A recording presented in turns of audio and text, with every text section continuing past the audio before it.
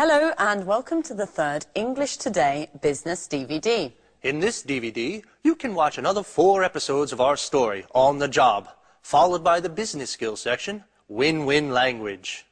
We'll then look at the following topics: note-taking and report writing, Different levels of formality, the various grammatical forms we use to talk about the future. and the writing styles used in email communications. Have fun and enjoy your viewing.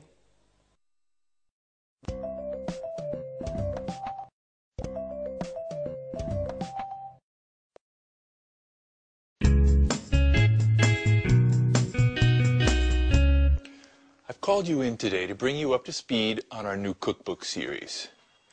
Anne's going to take notes, from which we'll then develop a detailed outline of the work in progress, and then set the deadlines.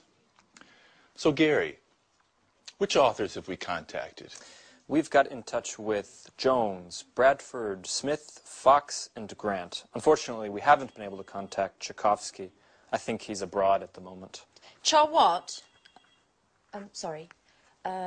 Could you spell that for me, please, Gary? Certainly. Chakoswski.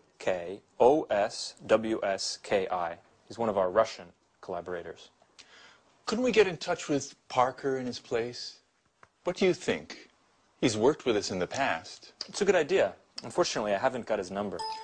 I think I have it in my old appointment book. Let me just make a note of that so I don't forget.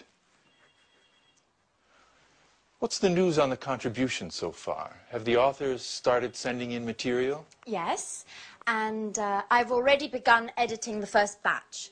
Excellent, Anne. You'll also have to take care of researching the images. When you've got those, you can send them along to the graphics department for page insertion. Let's move on to the typography. Rachel, have you seen the first batch of proofs we got from Montex today? Yes, Mr. Stevens. Great work, I must say. It seems to me that they've done an excellent job. Good. So it looks like we can trust them with this edition. Let's get a bid in immediately. Take note of that, Rachel. Yes, Mr. Stevens. I'll call them as soon as we finish this meeting. One last thing. We haven't found a title for this series. Do you have any ideas? Come on. Use your imagination. I want something original, something catchy. Nothing? Okay, then that's your first task. Do some brainstorming to come up with some ideas, and then we'll go through them together. Why the long faces? There's nothing to worry about. You're a great team. I'm sure you'll think of something interesting. Okay?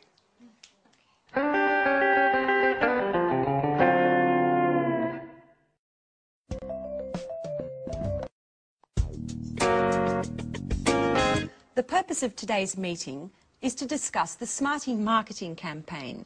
Does anyone have any suggestions? Before we move forward with the planning, I think we need to take into consideration a number of aspects of the campaign. I'm referring to the concept, the objectives, the targets, and the type of media we need to employ. Good observation, Mr. Chang. Getting our ideas clear before we move on to the direction and score of our marketing drive is an excellent idea. What do you think, Paul? I'm in complete agreement with you. First, we need to set our objectives for this campaign. We need to decide upon our focal points in terms of brand communication. Could you explain what you've written on the board there? That'll help us understand where you're going with this. Brand awareness rising will help potential clients become familiar with our products and the marketplace we're targeting. In our case, this type of campaign will serve to improve the image of Spectre in the Chinese market. But what about focusing the campaign on the product itself? a product campaign is generally much more focused and serves to meet different objectives. Above all, it can help communicate the unique characteristic of the product to help it stand out in its marketplace. Of course, this can eventually bring positive results to the entire line of products. And in your opinion, what type of campaign best suits our needs? Well, considering that the Chinese market is new for us, I'd choose a campaign focusing on brand awareness with a simple but effective message, such as our company provides sporting goods with a high-tech edge, and then follow up with a successive campaign focusing on the Smarty. Are there any comments on Paul's proposal? I'm in complete agreement with him. Great. Would you like to add anything, Paul? Not for the moment. Well, if there are no objections, I'd like to move forward on this. Our next step is to contact a marketing agency. Could you take care of that, Paul? Certainly, Victoria. Well, if there's nothing else, I really need to get going. Oh, my goodness, look at the time. You're always busy, aren't you, Mrs. Lee? I think you work too much. Well, actually, I need to go to my son's school play. I promised him that I wouldn't miss it for anything in the world. Well, then get a move on. Children always come before business. What are we doing now? Let's go for lunch.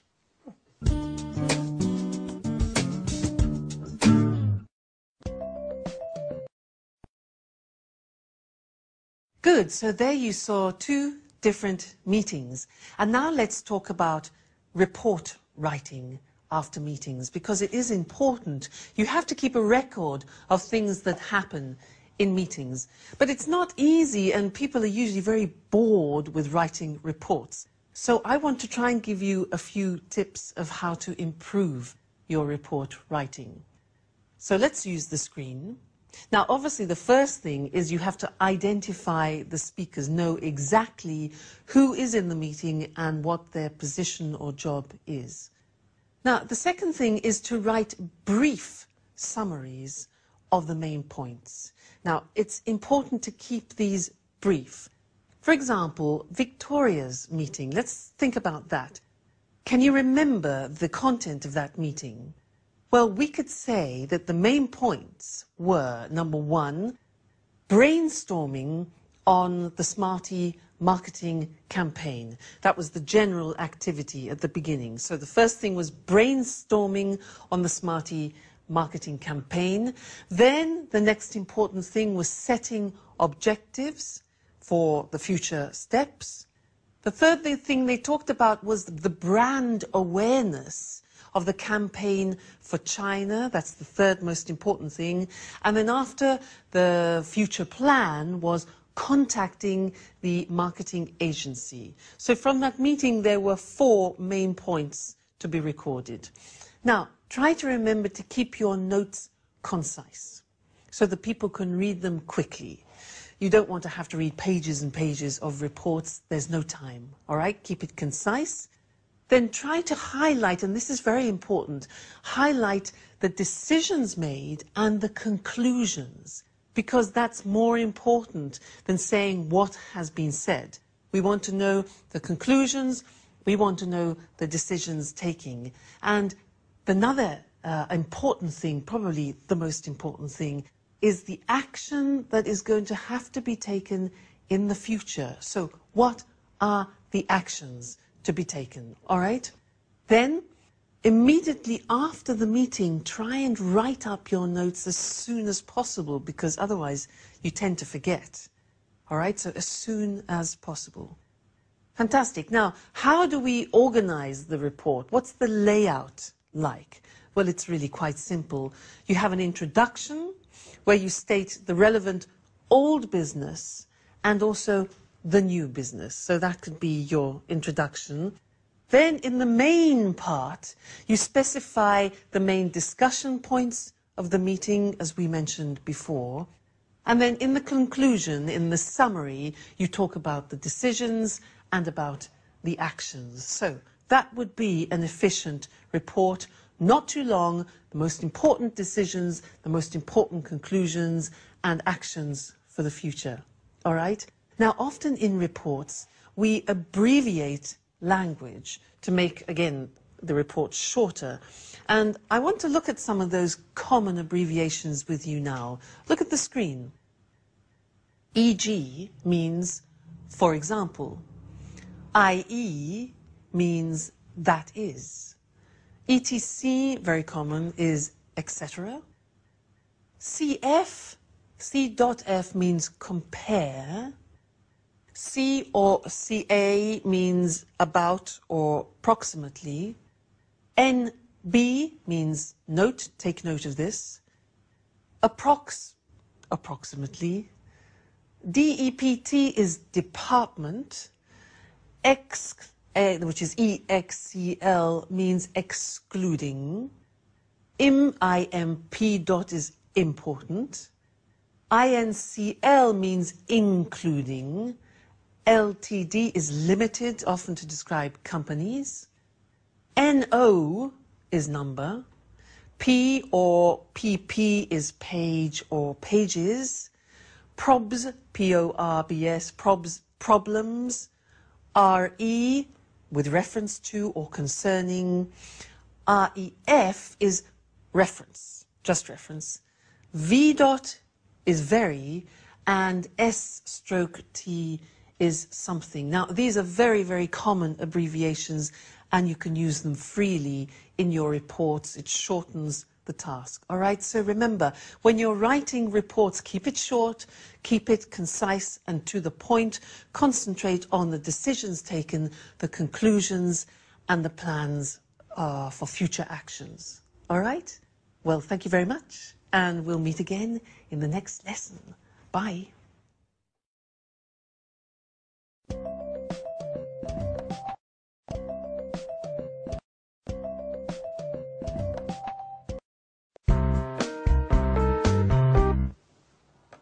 Mr. Chang, can you hear clearly? Yes, I can. Go ahead. Okay, then let's begin. So, Paul, how's the marketing campaign coming along? We're putting together a complex communication strategy that's going to leverage different channels, from TV spots and radio jingles to magazine runs and banner advertising on the internet. The internet? Are you sure that'll bring about results? Absolutely, Victoria. The internet has enormous potential. Web marketing is direct and allows for niche advertising that builds better rapport with our clients. Isn't that right, Mr. Chang? Yes, even if it's true that not all Chinese families have a broadband connection like you do here in the West. The internet is still very popular in China, especially with the young. Internet cafes of all sorts are opening across the country. And according to the Chinese Information Technology Ministry, the number of avid internet users has already reached 120 million. Wow, I had no idea there was such a boom in information technology. Oh, yes. Technology has become the determining factor in the economic and cultural development of the contemporary Chinese society. Above all, it's young adults who are influenced by these new communication media. 60% of web servers in China are between the ages of 18 and 26. Words such as forum, blog, email, and chat have become part of their everyday speech. I think we need to focus our efforts in this arena to successfully market our products. As a matter of fact, not only am I working to develop a graphically attractive site with plenty of content, but I am also contacting major internet portals to post animated banners. I am also looking into other means of reaching a much more clearly defined niche by target advertising through newsgroups, mailing lists, chat rooms and forums. I'm even thinking of launching a viral marketing campaign. A viral what? Sounds like a disease to me. Viral marketing is a marketing strategy that induces users of certain internet sites to promote products to other surfaces, like a virus. In this way, exponential visibility of our message is possible. It's like a word of mouth on steroids. If we succeed, it's a low-cost communication strategy that has an extremely attractive growth potential that's hard to calculate. Pure genius. I must say, Paul, you're the tops when it comes to technology. Well, considering I spend so much time chatting. Don't tell me that you prefer friends made in virtual space. Well, to be truthful, I found my fiancée on the internet.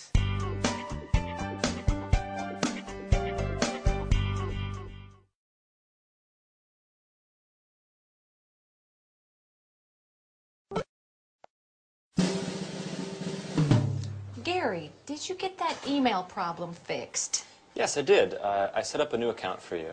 You only have to create a new username and password. How do I do that? I'm hopeless with computers. I know you are. In fact, by now I've lost all hope with you. But you really do need to try to learn. I mean, email and internet are indispensable in this day and age. I know, Gary. You don't ever get tired of repeating that. I must admit, I'm a Luddite. How I miss the days when you wrote letters by hand and visited the library to do research. Everything's changed now. I think I've done well to learn to send and receive emails. Speaking of emails, I noticed what you were writing to the authors, and if you'll permit me, Rachel, your emails are much too stuffy and formal. They don't fit in at all with internet jargon. What are you saying? I'll give you an example. When you start off an email, you use, "We'd like to inform you that." It's quite old-fashioned, you know?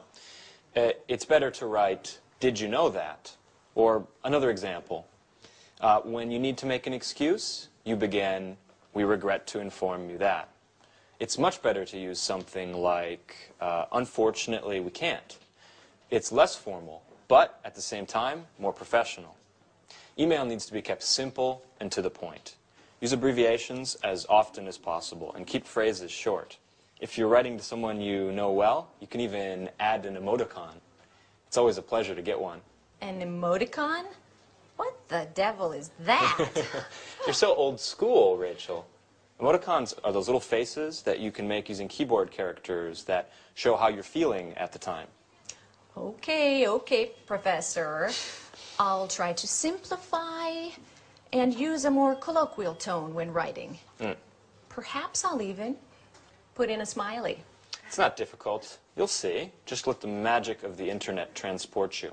But remember to use netiquette. You're talking like a computer manual. What is netiquette? It's good manners on the internet. It's the rules of the road, of the network. Rachel.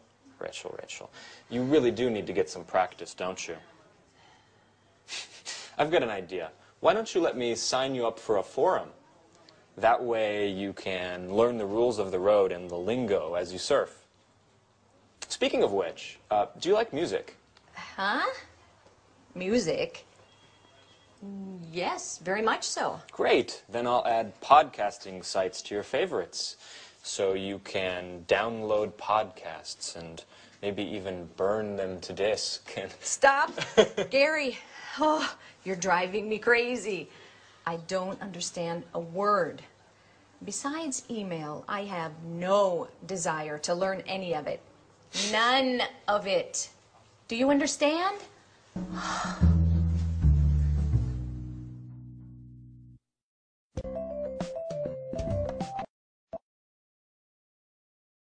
Good. Now, before talking about email writing, I want to talk about another concept which we've already looked at before. It's when we use formal and informal language in English, because often you have to choose, and it depends on certain factors in the conversation. So let's look at the screen now to help us with that. Now, one of the first important things to remember when you're choosing either formal or informal language is the function. What do I mean by that?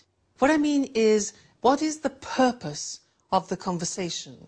Because if you are asking your boss for a favor, Now that's quite a tricky situation, so you need formal language. But if you are asking a colleague or a friend for help or assistance, then that's a more informal situation, so you need informal language, okay? That's the first thing, the function. And then also the domain. That means what is my position in the conversation? What is my role? What are my rights and responsibilities? Because again, if I am speaking to my boss, then my language will tend to be more formal. If I'm speaking to a subordinate, that my language will then tend to be more informal. All right, but let's look at some examples for you to understand better. Now, the first one is, look at this. Excuse me, do you think it would be possible for me to have a day off next week? Now, do you think it would be possible? That is obviously high register formal language. And the situation is a subordinate asking their boss, do you think it would be possible? The next example is, Tom, could you give me a hand? Now, you can see could you, it's less elaborate language, it's informal, it's probably a situation between two colleagues, so that's informal. What about the next one? Peter, hurry up with that report. That's interesting because hurry up is an imperative, it's asking for specific action, so in this case it's probably a boss talking to his or her subordinate. Okay? So formal, informal. And in the second scene, where there was Gary and Rachel, Gary was trying to make Rachel use less formal language. And in fact, the examples were these. She wrote initially, we'd like to inform you that. Now that's very formal in English. He suggested this. He said, no, use informal, say this. Did you know that? Look at the difference. We'd like to inform you that, or did you know that? The other example that he drew to our attention was, she said, I regret to inform you that. Regret is a very formal verb. I regret to inform you that. He said, no, no, use unfortunately. Unfortunately, we can't. So that's very interesting, and we will look at that more closely in another lesson to help you when you're in the process of writing emails. But one more important thing, when you're dictating email addresses, you need to know how to say the punctuation of emails. So let's look at that list now together. The first one, underscore, dash or hyphen. Next, colon, semicolon, full stop, dots, comma, apostrophe, slash, double slash, at, brackets, speech marks, question mark, and exclamation mark. All right, so learn those and practice them. They're very important from when you're giving or you're taking email addresses. Good, that's all about emails for now, but we'll come back to it in another lesson, okay? Bye.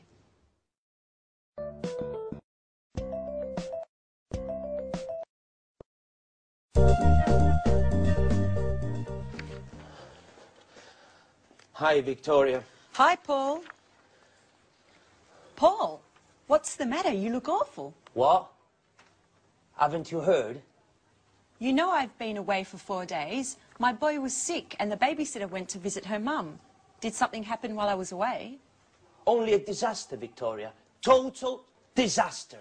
You're frightening me, Paul. Just calm down and tell me what's happened.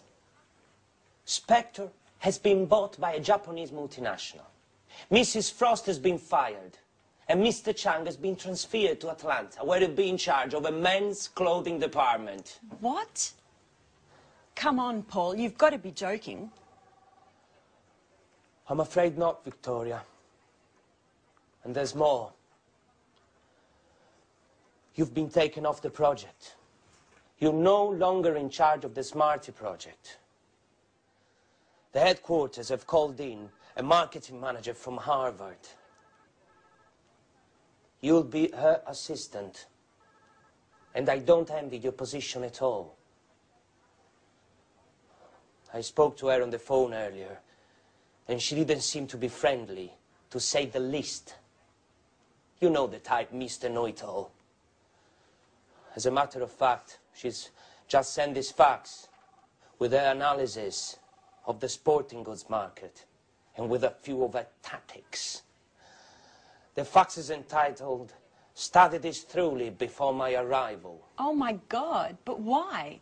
Things weren't perfect. Spectre was having trouble, certainly, but they were indicative of a crisis that is being felt throughout the sector.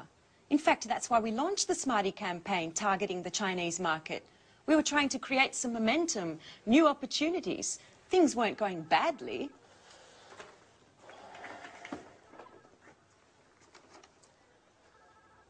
To start with, no.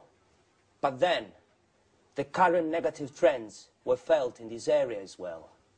Low salaries were eroding consumer confidence, forcing us to raise prices to keep profits up. Add to that, the competition that literally beats us over the head. It's very difficult to compete in a market where raw materials and labor costs are so low. The final result was an excellent, high-quality product that was priced out of the market, which prevented us from competing. I know, but we were creating a niche market for ourselves. Yes, but the revenues were too marginal. In any case, we'll get the details at the meeting this afternoon. Mrs. Frost and Mr. Chang will be there. And possibly even our new boss, Helen Collins. Speaking of which, here is her outline. Make sure you study it well.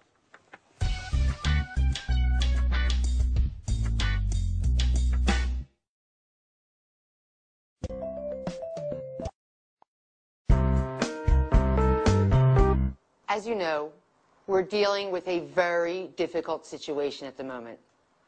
On the one hand, our revenues are sinking due to price battles with our competition and the fact that consumer demand continues to decrease. On the other hand, our internal costs continue to rise. The result is a significant fall in profits, which has forced us to sell out to a Japanese multinational. It's not a pretty picture. Couldn't we have considered corporate overhaul? Anything would have been better than this drastic solution.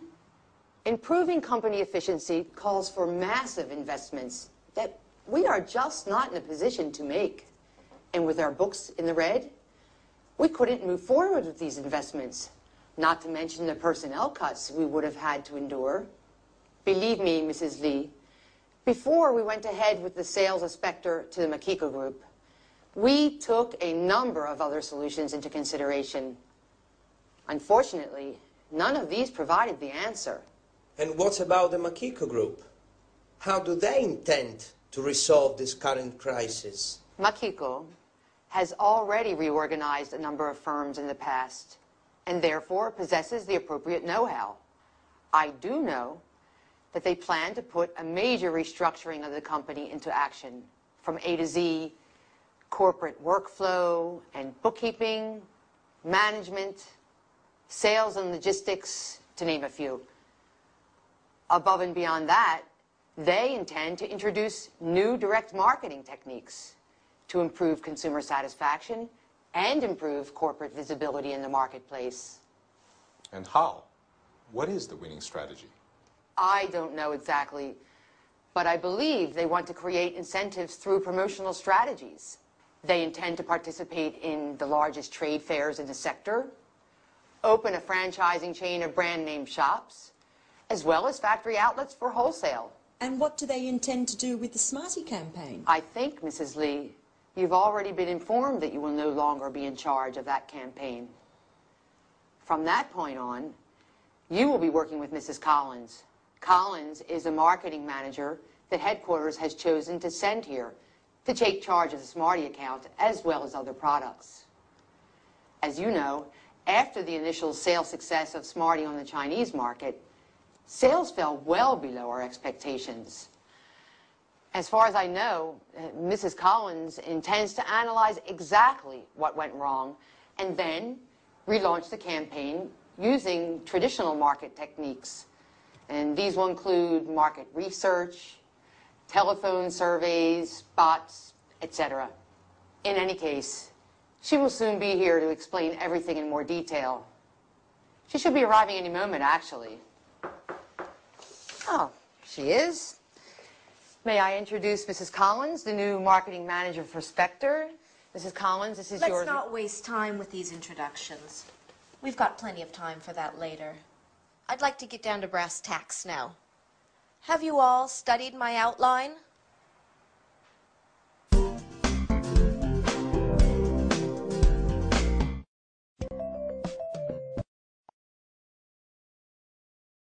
Well, that was pretty dramatic news, wasn't it? Big changes for the future. And in fact, that's what I want to look at right now with you, the future, and the different ways of expressing the future. Let's call on the screen to help us do that. Now, a lot of people think that in English, to describe the future, we use will. Well, that's true up to a point. But there are many other ways of expressing the future, depending on the type of possibility in the future that you want to talk about. So let's look at the examples. If you think that something could happen 40%, the possibility is 40%, you wouldn't use will. You would use these verbs. You could say, for example, this could, this may, or this might happen. Or this could, may, might not, the negative, create a problem. You see, these verbs here, could, may, and might, express 40% possibility of something happening in the future. Okay? Let's increase the possibility to 80%, and we need to change the verb. So the example would be, this shouldn't create a problem. So should expresses more 80% of possibility. Now there's another very interesting way of expressing this 80% of possibility. Maybe you don't know it. It's this. This is likely to create a problem. Now likely means probable. So this is likely to create a problem. The verb to be plus likely. Now if it's the negative form, we would say this is unlikely to create a problem. All right? Important, you'll hear it a lot describing future possibility. Then if you want to make a very strong prediction for the future, so we're talking about 100% possibility, that's when we use will, because we relate it to a strong prediction. And the examples are, this will create a problem. The negative would be, no, this won't particularly create a problem. Okay, this will and this won't create a problem. And in fact, in the video episode that we heard, the example that Paul said was, you'll be working with Mrs. Frost. That's what he said to Victoria. You'll be working with Mrs. Frost because that's a strong prediction. All right, so that's interesting. Different ways of expressing future possibility. Could, may, might, 40%. Should, likely, unlikely to, 80%. And then will for 100% prediction. Okay, so that's all we have to say for the time being on the future. Remember, different ways of expressing the future. Okay, that's the end of this lesson, and I look forward to seeing you again in the next one. Bye.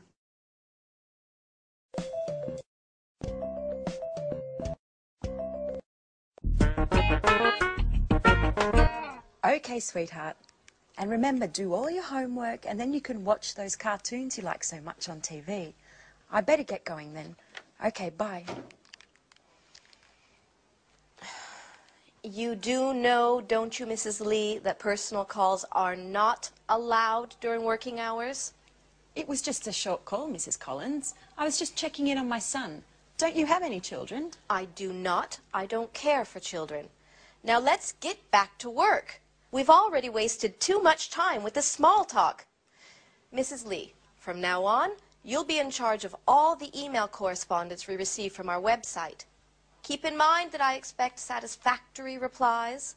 Specifically, do not try to argue with anyone. Just come up with results. Invent something. We have to win our customers' trust. They have to know we can satisfy any desire they may have, even if we can't.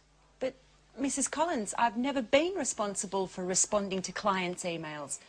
Our personnel in customer service usually take care of that. I don't care how things were done in the past. Today we're off to a new start, and you'll take care of the tasks that I assign you. Have I made myself perfectly clear? I do not like to be challenged. Oh, by the way, Mrs. Lee, speaking of email, you'll soon be receiving your work schedule for next week. Goodbye.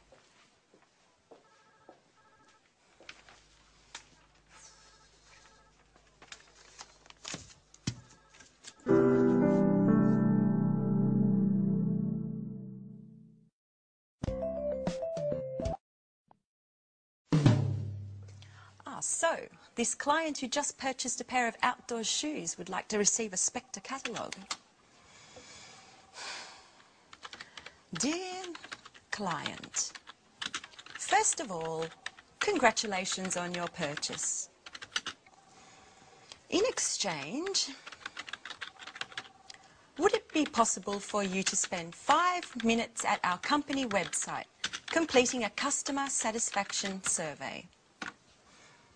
Please do not hesitate to contact us with any questions you may have concerning our product.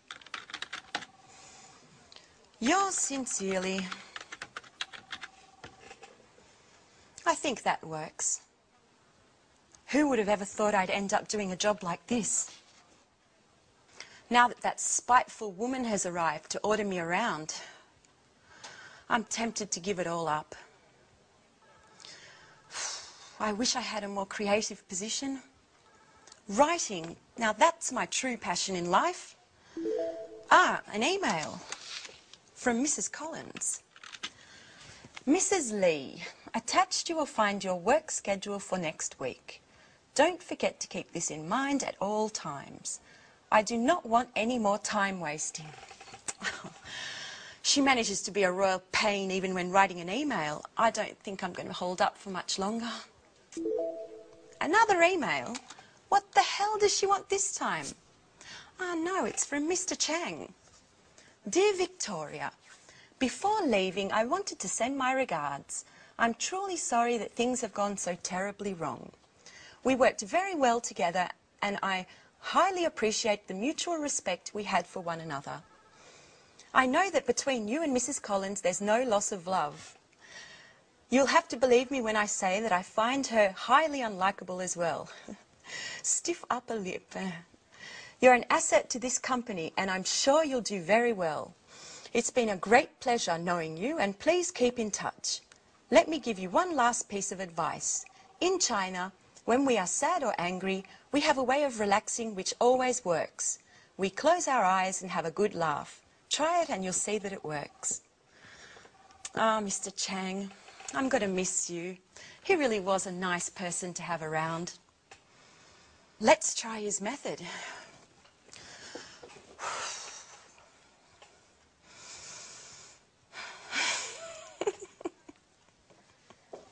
Mrs. Lee, what are you doing? Is this how you work?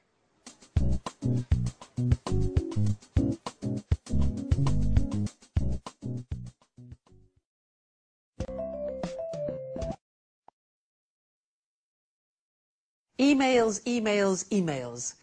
And that's what we're going to talk about now. Because when you're writing emails, you need the flexibility to be able to move from a formal style of writing to an informal style of writing. Because if you're writing, for example, to new customers, new contacts, to your superiors, where there's a distant relationship, then you need to use formal language. If you're talking to colleagues and friends, with people with whom you have a well-established relationship, then you can use informal language. But you need to be able to move from one to the other with ease, and it's not so simple. So I'd like to give you some examples of differences between formal and informal expressions that we very often use in emails. Let's look at the screen to help us with this. Now, look at this example here. Very often we might begin an email in a formal way with this phrase. Further to your email of the 7th of July. Notice, further to your email. Now that's formal. How would we say that informally? Well, we would just write your email of. R-E, your email of. That's the informal way. Now, you try and guess every time the informal way. I will give you the formal way, okay? I apologize for not answering, but...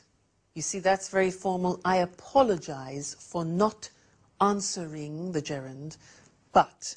What's the way of saying that in an informal situation? Yeah, you could say just simply, sorry I didn't answer, but. All right? Sorry I didn't answer, but. Next one. I'm writing with regard to the invoice of blah, blah, blah. I'm writing with regard to. How can you make that informal?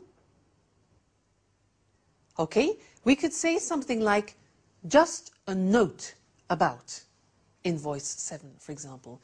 Just a note about. That's informal. Next one. I'm delighted to tell you that we won, for example, the business. I'm delighted to tell you is formal. Informal? You could say just simply, good news. We won the contract. All right? Good news. Next one. Again, very, very formal. I regret to inform you that we... I regret to inform you that. That's a formal verb, regret. What can you say informally? Just simply, unfortunately. Unfortunately, we lost the business. Okay, so you can see the difference. Very often the informal is much shorter and more concise and more familiar, obviously. Next one. Please find attached. Now that's when you're sending documents. The formal way usually is, please find attached documents, blah, blah, blah, blah, blah. Informally, yes, you could say, I've attached the following documents, blah, blah, blah, blah, blah. All right, next one. I'd be grateful if you could. Now, here are 3 typically formal expressions that we use very often in emails. Listen to these. I'd be grateful if you could. I wonder if you could. I wonder means it's a thinking process. Do you think you could? Now, English is full of very polite language, and that's an example. How can you make those less formal? Yeah, simply by saying, please could you, or please can you, right? Next one. Do not hesitate to contact me should you need any further information. Now that is a classic phrase that we use in emails. Do not hesitate to contact me should you need any further information. It's formal. How do you make it informal? Well, we could say, let me know if you need anything else. Quite simply, let me know if you need anything else. All right? Next one. At the end, often, of emails, you could say, I'll inform you on any developments. I'll inform you on any developments. Let's make that informal. We can say, I'll keep you posted. I'll keep you posted, which is an unusual expression. To keep someone posted, you need to learn it by heart, okay? And the last one, again, is a classic phrase. I'm looking forward to seeing you soon. I'm looking forward to seeing you soon. Informally could be just see you soon. Best wishes. All right? Good. So I hope that helps you be able to expand your repertoire of formal and informal language, because it's important for you to give the right impression when you're writing. Good. So that's all for now about emails, and see you again in the next lesson. Bye.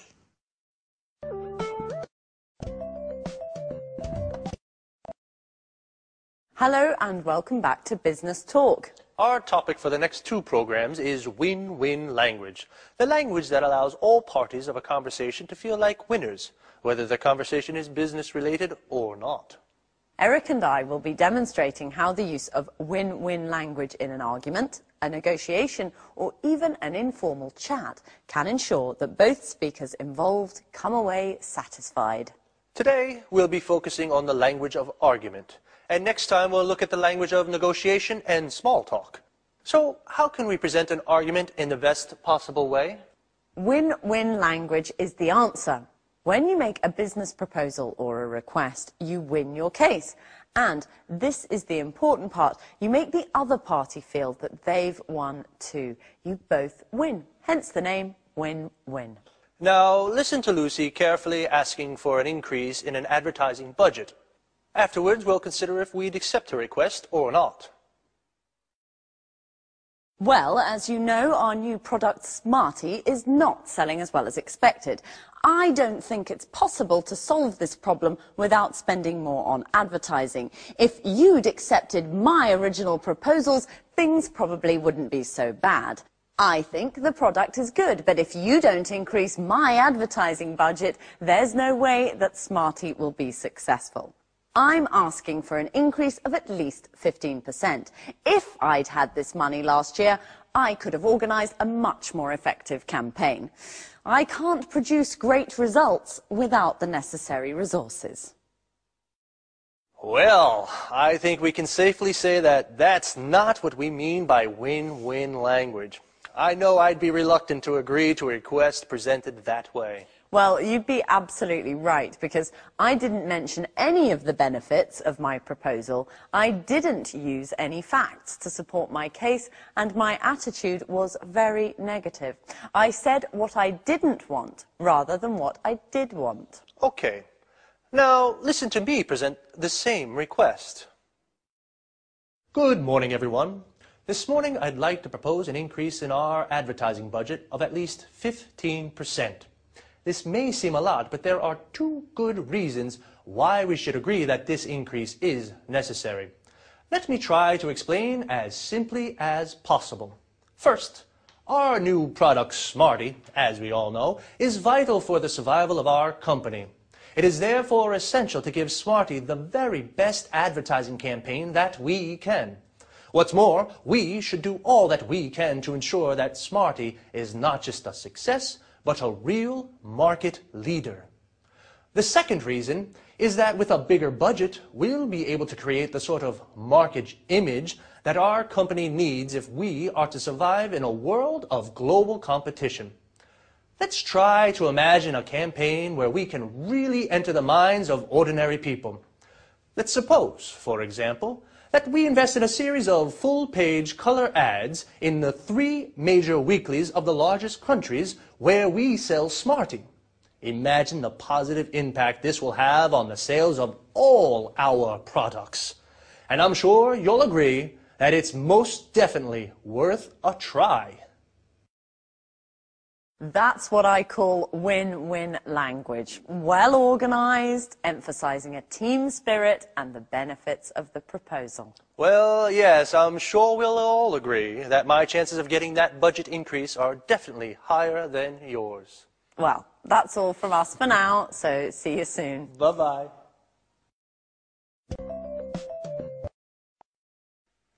Now, let's take a closer look at exactly why my request was more convincing than Lucy's.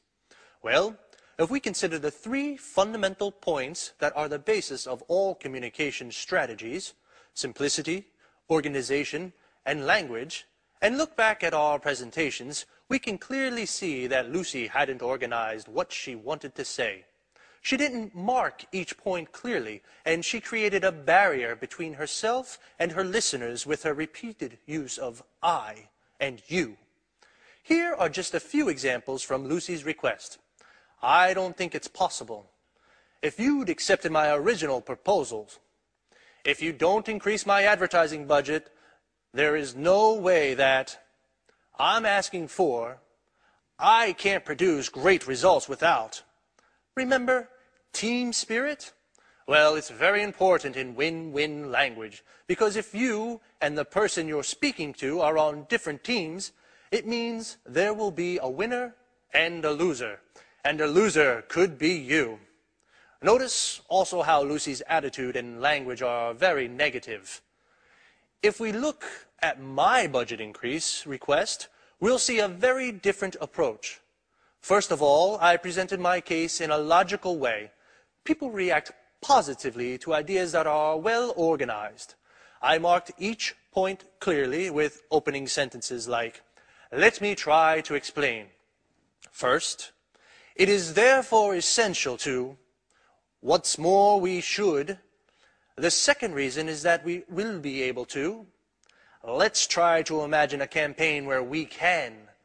Let's suppose, for example, that we invest in." These opening structures are very useful. They organize your presentation logically and therefore make it clear and simple to understand. Notice, too, how the use of we and are make a huge difference. It puts the speaker and the listener in the same team and makes it possible for both to be winners. As well as organization, simplicity, and language, here are a few argument strategies to help you win your case.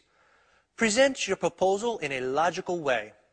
Emphasize the benefits of your proposal. Choose 2 or 3 strong arguments. Too many reasons can weaken your case. Be positive. Say what you want, not what you don't want. Use facts and figures to support your request.